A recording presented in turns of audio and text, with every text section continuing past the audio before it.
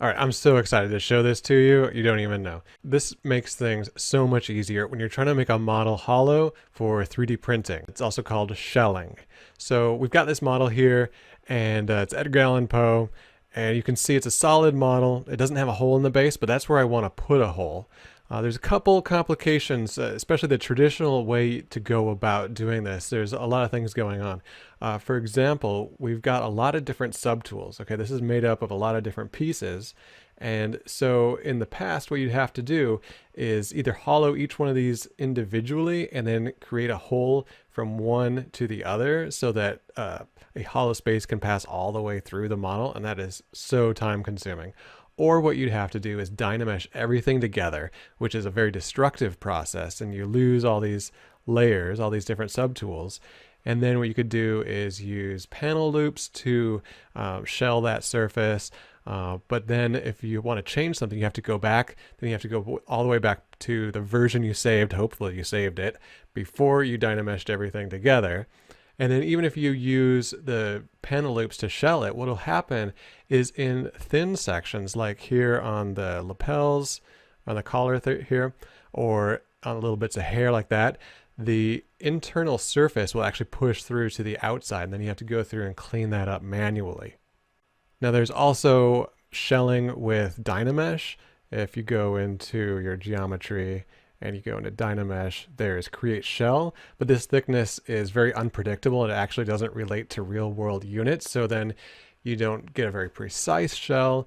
So there's a lot of manual work, a lot of futzing with numbers and everything. So I went through and I made some macros that simplify this process so that you just don't even have to think about it. You just set the number that you want and boom, it's done. Okay, maybe not quite that simple, but it's a lot simpler than the previous methods. Okay, first thing you want to do is go down into the description of this video and you want to find a link, download that zip file. Inside that zip file, you're going to find some text files. So you want to just copy these, select them all, copy them, and then go into your Zbrush folder with your version number. And then you want to go into Z Startup. And you want to go into macros and MISC. You just want to paste that in there. Now I've got a whole bunch of custom macros. Don't worry about all these that you see here, but you just want to paste that in there. Then you want to go back into ZBrush, either open it, or if it's already open, you want to go to macro and reload all macros.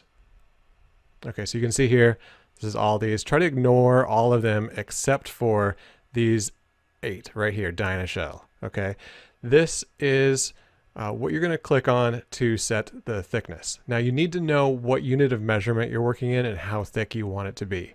Hopefully in the future I'm going to be able to make this so it's a slider so you can get exactly the number you want, but these are the thicknesses that I use most with 3D printing. So 0.04 inches is about 1 millimeter. 0.08 inches is about 2 millimeters. That's the thickness I use a lot for 3D printing with the full color sandstone material on Shapeways. That's the minimum wall thickness. It's actually slightly thicker than the minimum wall thickness, just in case there's any sort of inconsistencies. Then we've also got about 3 millimeters or 0.12 inches, 0.25 inches or quarter inch, got a half inch. And then also, if you're working with millimeters, you might want a quarter of a millimeter, half a millimeter, 1 or 2 millimeters. Okay, so this is all great. Before we click on this, however, there's a little bit of prep work we got to do. What we need to do is work on a single combined model version of all of this. So what we want to do is make sure that all of our subtools that we want to be part of this 3D printed object are visible. And then let's go to merge and merge visible. So what this does is it makes a new tool of everything merged. The next thing we need to do is set a Dynamesh level for this. Now, it's a little bit of a guessing game of the exact Dynamesh level you should be setting. So let's play around with this a little bit. Let's set a resolution. Now, let's just set something really low to test it out first and click on Dynamesh. Depending on how big your object is, even the lowest resolution setting will be really intense. So we want to start low. Okay, so what we've got here is a little too low. You can see that it's kind of destroying some of the structural elements. So I'll just hit Control Z to undo that. Let's set this a bit higher. Let's try something like 90 and click Dynamesh. Okay, so what you can see here is that it's not preserving the fine details, but it is preserving the general shape of everything. So that's actually pretty good. All right, now let's copy this. So let's go into Subtool. Let's copy this subtool. Let's go back into our original file, and now let's paste that in. Okay, so now we've got this merged version, and now we can go and mask off where we want the escape hole to be. So for this, I want the entire bottom to be an opening. The escape hole can just all be open. Depending on the model you're working on, you could put it all kinds of different places. You could make multiple ones. It doesn't matter. Make as many as you want. This is going to work for this. Okay, now that we've got that in place, now we can go up to macro, and let's set this. Right now my model, let's check actually how big this is. Let's go to geometry, and we'll go to size, and you can see here the Y size, or the height, is about 4.8 inches. That is perfect. That's how tall I want to print it. So since we're working in inches, I want to make this 0.08 inches thick. So we'll come down to Dynashell 0.08 and just click on it.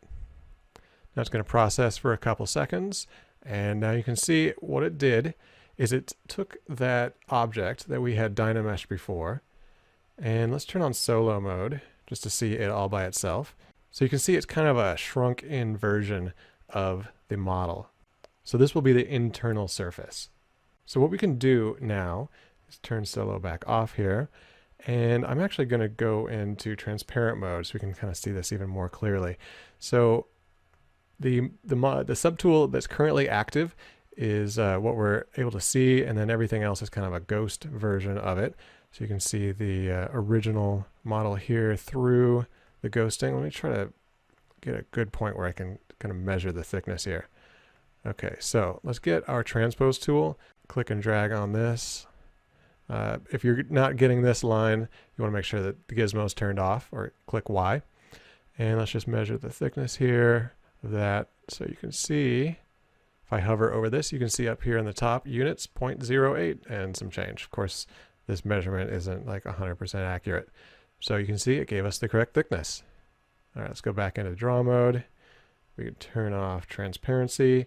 And now what we can do is turn on the Boolean. So we got live Boolean. Actually, the macro turns this on for us. So all we have to do is turn that into subtraction mode.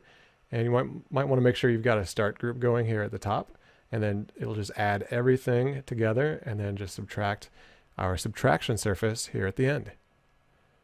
Okay, so you can see that this live Boolean is cutting this subtraction surface all the way through the model, all the way through everything. So that is really great. So to get this ready for printing, we can go into Boolean under Subtool and make Boolean Mesh. After a few seconds of processing, it should spit out a new tool. Okay, here we go, UMesh.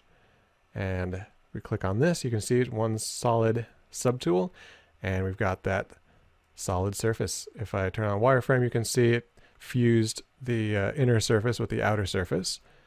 And this is ready to export for 3D printing. We might want to decimate it first. It's about 1 million points, so that's actually 2 million polygons. So probably want to decimate it first, but that's another video, another time to get this ready for 3D printing. To just export it, it's actually not too hard, but now that we've got our thickness made, our hollow surface, this is ready to go. All right, thanks for watching. Please download it, enjoy. Leave me a message in the comments if you have any questions or problems with it, and remember to subscribe.